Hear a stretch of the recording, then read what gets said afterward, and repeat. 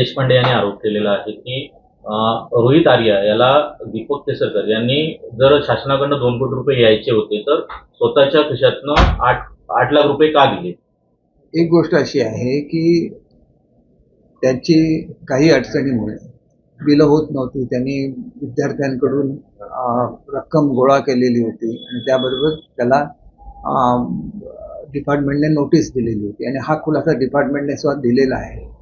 अशा वेळेला एखाद्या NGO अडचणीमध्ये येऊ नये म्हणून त्याला मदत केली तर तो काही गुन्हा होत नाही. त्यांचं असंही म्हणणं आहे की जो रोहित आर्याचं एन्काउंटर झाले तो फेक एन्काउंटर शासनाने केला नाही, कारण इतर गोष्टी लपवण्यासाठी. नाही, त्याच्यामध्ये काही तथ्य नाही. मी आपल्याला पूर्वीच सांगितलंय की त्या ठिकाणी मुलं ओलीस धरलेली होती. मुलं ओलीस धरणे अत्यंत चुकीची बाब आहे आणि मुलांना काय होऊ नये तर त्याला ठोस आश्वासन मिळालं पाहिजे आणि हे ठोस आश्वासन मी देऊ शकत नाही, ते मंत्री देऊ शकतात. असंच मी किंवा संबंधित त्याचे अधिकारी देऊ शकतात, मी देऊ शकत नाही, हे मी पोलिसांना सांगितलेलं. त्याच्यानंतर त्यांच्याशी संपर्क होऊ शकला नाही किंवा तुम्हीच बोला वगैरे असं मला काही सांगण्यात आलं नव्हतं. याचा अर्थ स्पष्ट आहे की ते त्याच्या पुढची कारवाई म्हणून वरिष्ठांशी संपर्क साधतील आणि त्याला ठोस आश्वासन मिळवून देतील अशीच कोणी अपेक्षा करणार. तुमच्याशी थेट चर्चा झाली नव्हती? माझ्याशी थेट चर्चा झाली नव्हती. मला फक्त त्याच्याशी बोलला म्हणजे आम्हाला कारवाई करायला वेळ मिळेल एवढंच सांगण्यात आलेलं होतं.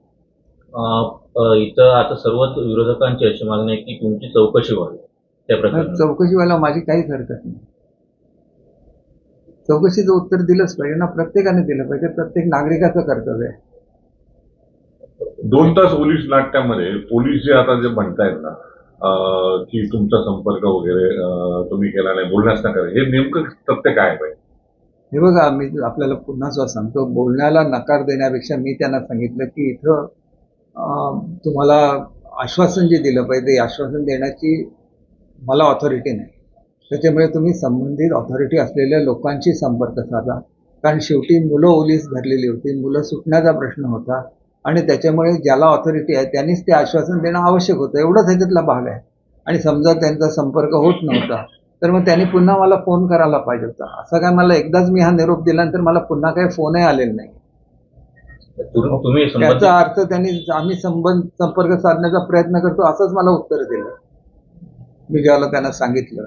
कारण शेवटी मुलांचा प्रश्न होता, मुलं ओलिसामधून सुटणं आवश्यक होतं तर त्याला ठोस आश्वासन देणं आवश्यक होतं असं मला वाटलं आणि त्यामुळे तसं मी त्यांना सांगितलं की तुम्ही यांच्याशी संपर्क साधा. त्यांनी संपर्क साधतो म्हणून सांगितलं. मला संपर्क होत नव्हता तर मला पुन्हा कॉन्टॅक्ट करायला पाहिजे होता. हे जे संभाषण तुम्ही म्हणताय ते पोलिसांसोबत होत होतं का? पोलिसांच्या सोबत, त्यांच्यासोबत काहीच नाही. त्यांच्यासोबत झालं असतं आणि समजा मुलांचं काहीतरी त्यांनी बरं वाईट केलं असतं तर त्याला जबाबदार कोण असतं? भाई, एक वेगळा प्रश्न आहे. उर्दू शाळांमध्ये वंदे मातरम बोललं जाणार नाही. वंदे मातरम गीताला 150 वर्ष पूर्ण होतात आणि 7 नोव्हेंबरपर्यंत हे गायलं जाणार वंदे मातरम. उर्दू शाळांमध्ये वंदे मातरम आता सगळ्या शाळांमध्ये कंपल्सरी केले शासनाने, मात्र उर्दू शाळांमध्ये बोललं जाणार नाही असं कोणीच आहे की मुस्लिम समाज. हे बघा, वंदे मातरम हे कुठल्या धर्माशी संबंधित गाणं नाही, ते आपल्या स्वातंत्र्य लढ्याशी संबंधित गाणं आहे. त्याच्यामुळे तसा गैरसमज कोणी करू नये. इंडियन एक्सप्रेसला एक बातमी आली, ते पोलीस अधिकाऱ्याने असं म्हटलंय की रोहित आर्याला दीपक केसरकर वाचू शकले असते परंतु त्यांचा फोन गेल्यानंतर तुम्ही त्याच्याशी बोलण्यास नकार दिलाय. नेमकं काय तथ्य आहे? वाचवू शकले असते असं जर त्यांनी म्हटलं तर मग ते खरं तर चुकीचं आहे, कारण कोणाचं एन्काउंटर होणार हे काय कोणाला माहिती नव्हतं. दुसरी गोष्ट अशी आहे की त्या ठिकाणी मुलांना ओलीस धरलेलं होतं आणि त्याच्यामुळे मुलांचा जीव हा सगळ्यात महत्त्वाचा असतो. त्याला ठोस आश्वासन पाहिजे होतं. हे ठोस आश्वासन मी देऊ शकत नाही कारण मी मंत्री नाही. त्यांनी मंत्र्यांशी संपर्क साधला असता आणि ते मंत्री उपलब्ध नाही म्हणून मला पुन्हा फोन केला असता आणि विनंती केली असती तर मी अवश्य हे केलं असतं. याच्या मागचं आपण एक लक्षात घेतलं पाहिजे की शेवटी ज्या विभागाचं आश्वासन पाहिजे असतं तर त्या विभागाचे मंत्रीच ते आश्वासन देऊ शकतात, इतर कोणी ते देऊ शकत नाही. सध्या काही मी मंत्री नाही आणि त्यांनी मंत्र्यांशी संपर्क साधण्याचा प्रयत्न केला असता आणि झाला नसता आणि त्यांनी अशी विनंती केली असती की झालेलं नाही त्याच्यामुळे आपण हे करा. मी सांगितल्यानंतर त्यांनी होय म्हणून सांगितलं, त्याच्यामुळे हा प्रश्न उद्भवलाच नाही. त्यांनी असं म्हटलं आणि तुम्हाला फोन केल्यानंतर तुम्ही असंही म्हटलंय की मी आता मंत्री नाही, अधिकाऱ्यांशी संपर्क साधा, असं त्याने म्हटलंय या वृत्तात.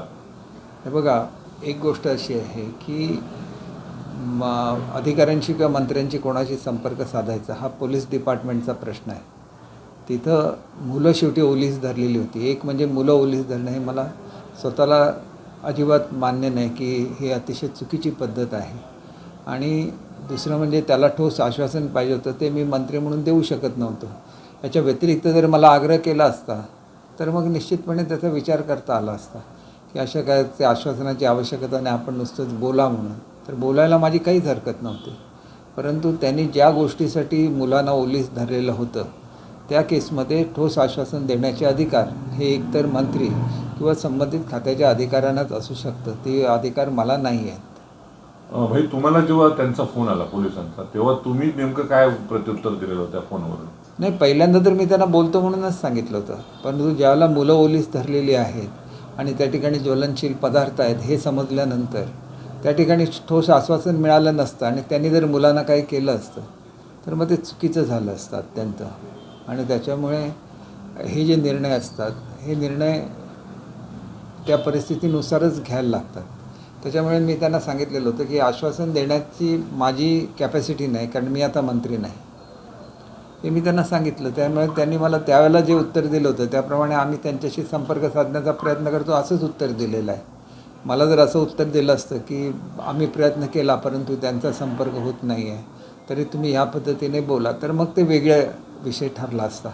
आणि दुसरं म्हणजे मुलांची सुटका हा महत्त्वाचा विषय होता आणि ह्याच्यामध्ये एन्काउंटर होईल असं कोणालाच वाटलं नव्हतं. जे 2 तास वाटाघाटी चाललेल्या होत्या याच्यामध्ये साधारण किती वेळा तुम्हाला संपर्क साधण्याचा त्याने प्रयत्न केला? मला एकदाच संपर्क झालेला होता. त्याच्यामुळे मला एवढंच आहे की मी जे सांगितलं हे तुम्हाला ते पोलिसांनाही सांगितलेलं आहे. त्याच्यामुळे ते ऑन रेकॉर्ड आहे की ठोस आश्वासन द्यायचं असेल तर ते मंत्री देऊ शकतात किंवा ते डिपार्टमेंट देऊ शकतं.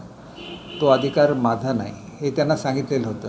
त्याच्या व्यतिरिक्त जर त्यांना काही मदत पाहिजे होती तर तसं मला फोनवर सांगितलं असतं तर मग ती वेगळी बाब होती. इथं ज्या कारणासाठी मुलांना ओलीस धरलेलं होतं त्या संदर्भात ठोस आश्वासन देणं आवश्यक होतं आणि ते आश्वासन देण्याचे अधिकार मला नव्हते. तुमची चौकशी होऊ शकते या संदर्भात असंही त्या पोलीस अधिकाऱ्याने म्हटले. अवश्य करावी चौकशी. शेवटी मला अधिकार नाही तर मी आला अधिकार नाहीत हे उघड आहे. त्याच्यामध्ये आपण जे काय आहे ते आपलं म्हणणं देऊ त्या ठिकाणी. भाई, तुम्ही म्हणजे ज्यावेळेला रोहित आर्य जे होते, म्हणजे ज्यावेळेला ओलीस मुलांना पकडलं होतं त्यावेळेला तुम्हाला तुमच्याशी पोलिसांनी संपर्क साधला होता. पण त्यावेळेला असं समजतंय की दीपक केसरकर यांनी बोलण्यास नकार दिला आर्याशी. नाही, बोलण्यास मी सुरुवातीला नकार दिलेला नव्हता. मी बोलतो म्हणून सांगितलं होतं. नंतर ज्याला मला कळलं की मुलांचा जीव धोक्यामध्ये आहे आणि त्याला ठोस आश्वासन पाहिजे आहे त्यावेळेला मी नंतर फोनवर सांगितलं. अगोदर मी फोनवर असं काय सांगितलेलं नव्हतं. त्याच्यामुळे ठोस आश्वासन पाहिजे असेल तर ते डिपार्टमेंट किंवा मंत्रीच देऊ शकतात, मी ते देऊ शकत नाही. ही बाब उघड आहे. एबीपी माझा, उघडा डोळे बघा नीट.